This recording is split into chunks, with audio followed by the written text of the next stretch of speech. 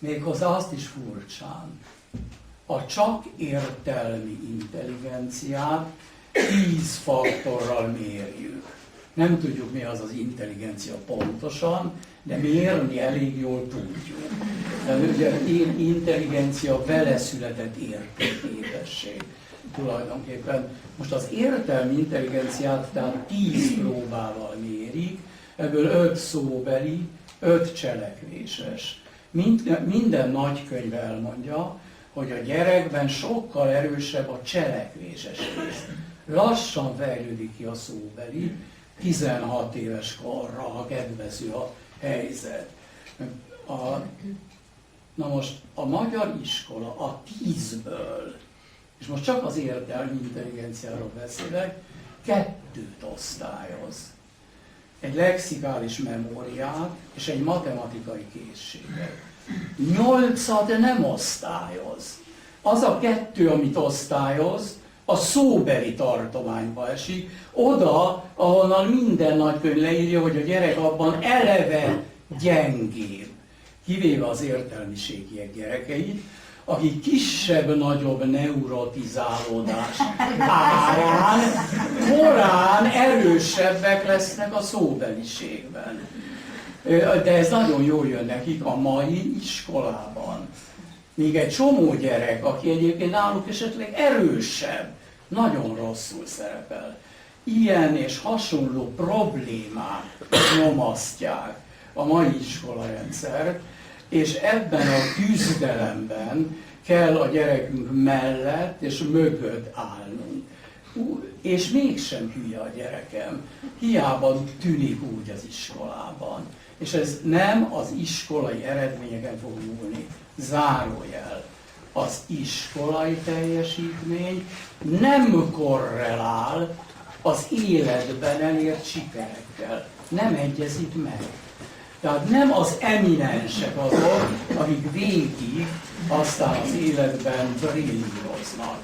Persze közöttük is vannak, nem ennyire egységű. De mégis, nagy tömegét tekintve nem így van. Kicsit rémülten nézek az órára, és még egy dolgot feltétlenül szeretnék elmondani. És ez pedig az, hogy mennyire vesszük tekintetbe azt, hogy a gyerekünk éppen mekkora. Kisgyereke, növő gyereke, karácsony szavával kölyök, kamasz, ifjú, egész más gyerekek. Mennyire tudunk, mint szülők rugalmasak lenni. És erre most szeretnék egy példát mondani. Tehát a kisgyereknek az a jó, ha melegen, ölelve tartjuk. Testi-lelki értelemben egyaránt. Ez ad neki biztonságot. Amikor iskolába megy, tudnia kell, hogy mi, a szülei, a családja, mögötte és mellette állunk, és minden körülmények között megvédjük őt a külvilággal szemben. Akkor is, ha olyat csinált, amivel nem értünk egyet, ezt külön intézzük el. De nem azonosulunk soha az őt támogató és szorongató külvilággal. Így adunk neki érzelmi biztonságot. Tehát ölelve tartjuk, feltétel nélküli szeretetben, és ez így jó. De vajon, amikor a kamaszkor peremére elért, el tudjuk engedni? Vagy továbbra is ölelve akarjuk tartani? Mi van ezzel a gyerekkel? Ez olyan bizalmas volt velem, annyit mesél, ez mindent fölír, és nem mond meg semmit, bezárkózik, undok, stb. Stb. Megváltozott a helyzet. Ez a második születés kora, sőt, a Waldorf pedagógia szerint a harmadik születés kora. A második az ott a 7. életév táján van. Valami új keletkezik a gyerekben, ami őt magát is kifárasztja, megrémíti. Megnőnek a csöves csontok, megnőnek a belső szervek, nem elég szilárd a felfüggesztésük, még lóg az egész gyerek, baromi fárad. Az egész hormonális rendszer átváltozik, úgy szoktunk erről beszélni, mintha tudnánk, hogy mi történik. csecsemőmirigy visszahúzódik, az agyalapi mirigy parancsára elindul a nemi hormonok kiválasztása. Fogalmunk nincs, hogy mi és miért van. Mi az, hogy parancsára? Ezek ilyen szóképek. Nem tudjuk. Valami fantasztikus dolog történik a gyerekben. A hormonális rendszer folyékony idegrendszer. Egyrészt, mert így is szokták nevezni, behálózza az egész testet, és nagyon szoros kapcsolatban van az idegműködéssel. Óriási változás. És, ezt is a 90-es évek közepe óta tudjuk, lebomlanak olyan kapcsolatok a központi idegrendszerben, amik addig megvoltak, és újak épülnek ki, viharos sebességgel. A gyerek hihetetlenül éles elmélyű lesz, iszonyú ítélkező. Waldorf tanárok azt mondták, mikor ez kiderült, tulajdonképpen a kamaszra ki kéne írni, átépítés miatt átmenetlenek számít. De ez sajnos nem lesz. Tehát ez a gyerek, egy más gyerek áll előttünk. El tudjuk-e most engedni? Nagy amerikai vizsgálat szerint nem különösebben kataklizmatikus a kamaszkor, ha megtörténik ez az elengedés.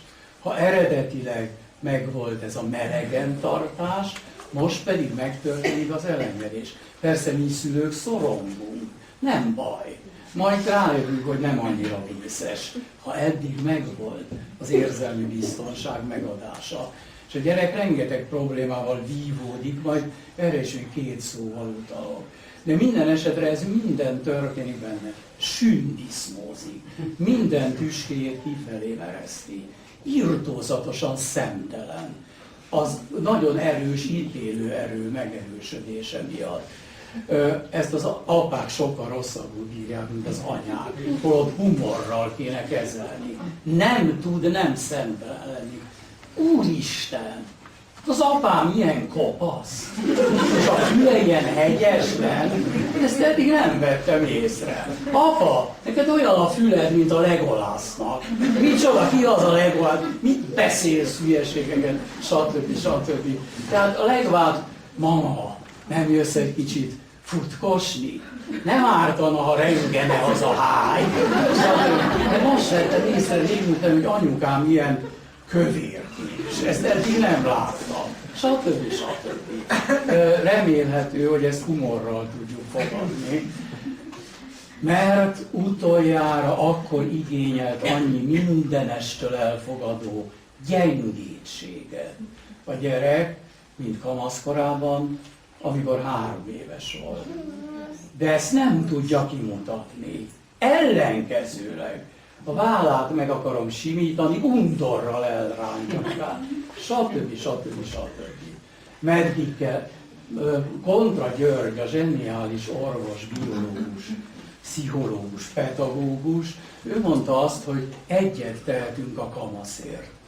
Elviseljük a jelenlétet. És ebben 2 dolog van. Nem könnyű elviselni, de ő mégis szeretne jelen lenni a családban, és szeretné, ha mi ők ott békén hagynánk. Nem azt mondanánk, hogy miért nem viszed ki a koszos gatyádat, hányszor megmondta, mit képzel, stb. És nem ez menne állandóan, kedvesek lennénk, bár ő útok. Ez a vágyálma. Ugye Oscar Wilde-nek van egy rettenetes mondása, kezdetben szeretjük szüleinket, később meggyűlöljük őket, de azután megbocsátunk neki. Ami kíméletlen, kegyetlen, de van benne valami, ha át tudjuk vészelni ezeket az éveket, visszajönnek, újra megkedvesednek ezek a már-már felnőtt, sorba lépő gyerekek. Tehát tudunk-e, a felismerve mindezeket, a gyerekeink mellett és mögött állni, és ez volna a legtöbb, amit adhatnánk nekik, és ez mind-mind, amit most elmondtam, ez az érzelmi biztonságról szól. Utolsó. Csak a Waldorf iskola és Kodály találta ki, hogy sok művészet kell a gyerekeknek.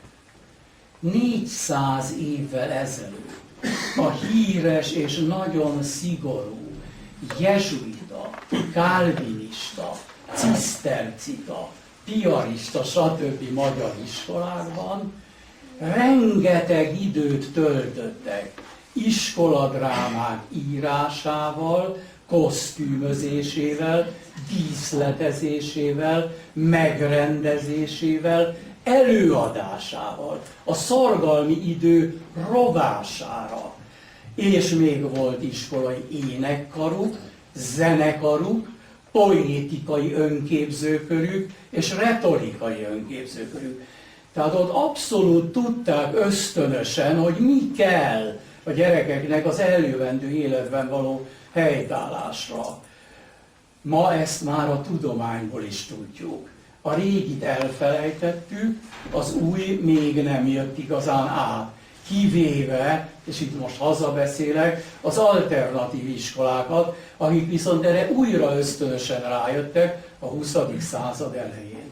Így a Waldorf iskola is. Tessék megnézni, ugye már rögtön, amikor elindult, mondták a nem Waldorfos kutatók, Pestalozzik idézve, hogy ez a fej, a kéz és a szív egységes iskolája. Tehát értelem, tevékenység és érzelem. És hogy ez rendkívül fontos, és ez az alternatív iskolákban mindenütt, különböző formákban nagyon intenzíven megjelenik. Jó, itt most természetesen nem fejezem be, hanem egyszerűen lelövöm magam, mert az idő eltelt, és átadom önöknek a szót. A következőket kell ehhez tudni. 1. Rossz kérdés nincs, csak hülye válaszok. Mindig az előadó adja. 2. Ami itt bárkinek most eszébe jut, az az elrugaszkodott pszichológus szerint valahogy témánkhoz tartozik. Csak nem tudjuk, hogy hogyan. De az nem baj. Tehát bármit lehet mondani,